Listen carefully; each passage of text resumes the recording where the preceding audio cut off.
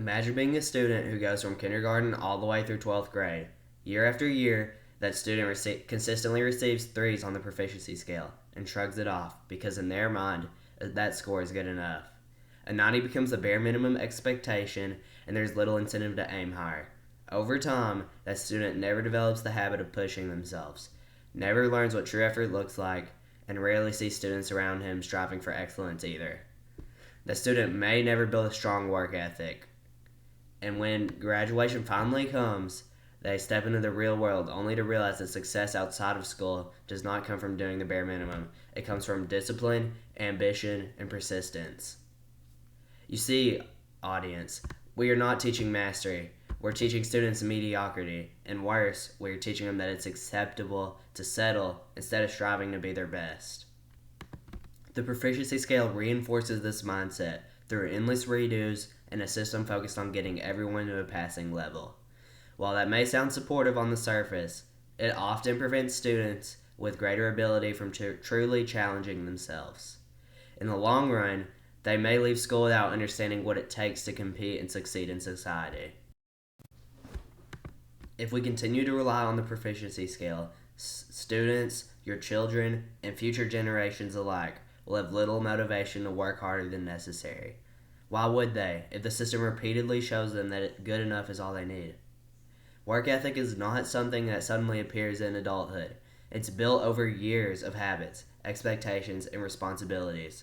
School should be one of the places where students learn that effort matters. Instead, under the system, many students learn that doing the minimum is enough to move on. This creates a dangerous pattern. Students stop aiming for excellence because they're never truly required to. Over time, this mindset can affect not just academics, but also their careers, relationships, and personal growth.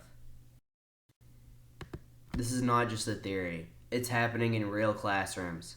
I asked my physical science teacher, Mr. Trader, about how many students actually seek out the highest level of achievement. He told me that out of the entire high school, over 300 students, only one student has ever asked him for a 4.0 test. That's roughly 0.3% of the student body. Think about that. Only one student in the whole entire school wanted to go beyond the standard requirement. That statistic shows how deeply this system has lowered expectations. If the proficiency scale continues to grow, that number may only become smaller. At my school, it's incredibly easy to earn a 3 on the scale. So easy that almost anyone can achieve it. But the moment a student wants to go beyond that, the difficulty rises dramatically. Anything above a 3 often requires independent learning, which becomes especially challenging in subjects like math and science. The proficiency scale has also lowered the learning standard itself by simplifying requirements and focusing mainly on students reaching the basic benchmark.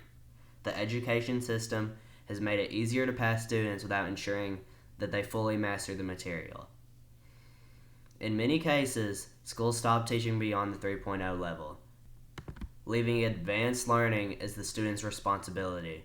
In other words, the system is not only simplified grading, it's simplified expectations, and when expectations are lowered, standards fall with them.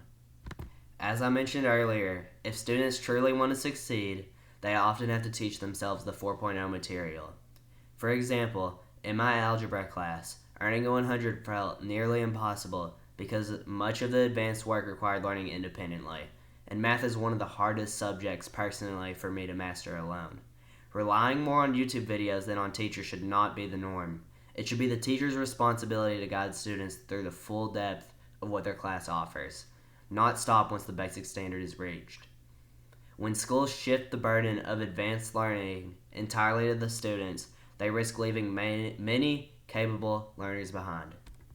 Now, even though I have highlighted serious concerns with the proficiency scale, that doesn't mean that all hope is exactly lost.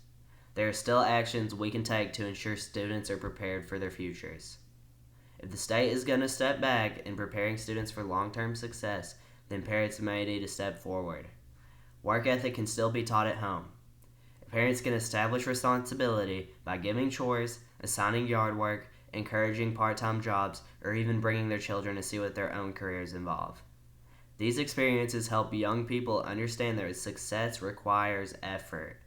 consistency, and accountability. School is only one part of a student's development. Families also play a major role in shaping values that will last until adulthood. I understand that this may sound like a lot of responsibility, especially for parents who already have careers and their own obligations, while their children are at school for 8 hours a day. That's exactly why broader change is necessary. We need to take action. If we believe the proficiency scale is limiting student growth, then we must work together to challenge it. That means making others aware of its effects, discussing concerns with school boards, creating petitions, and collecting signatures throughout the county. Real change does not happen by staying silent. If enough parents, students, and community members speak up, we can push for an education system that values excellence just as much as accessibility. Together, we can create higher standards for our schools and better preparation for our students. At the end of the day, education should do more than help students pass. It should prepare them to succeed. A system that normalizes minimum effort and reduces opportunities for mastery risk, sending students into adulthood unprepared for the realities of competition, responsibility, and achievement. The proficiency scale may be designed to support students, but in practice, it can unintentionally reward complacency. If we truly want the next generation to thrive, then we must demand a system that encourages them to aim higher, not settle for less. Thank you. Okay, and now here is my visual aid. Essentially, it's just showing off the points that I said. Here's the little graph that shows 0.3%. Lack of motivation, lowered learning standards. There are the two solutions that I mentioned in the speech, why it matters, and then the essential goal in the far right. And yes, this was AI generated. I hope it doesn't matter. I hope you don't mind.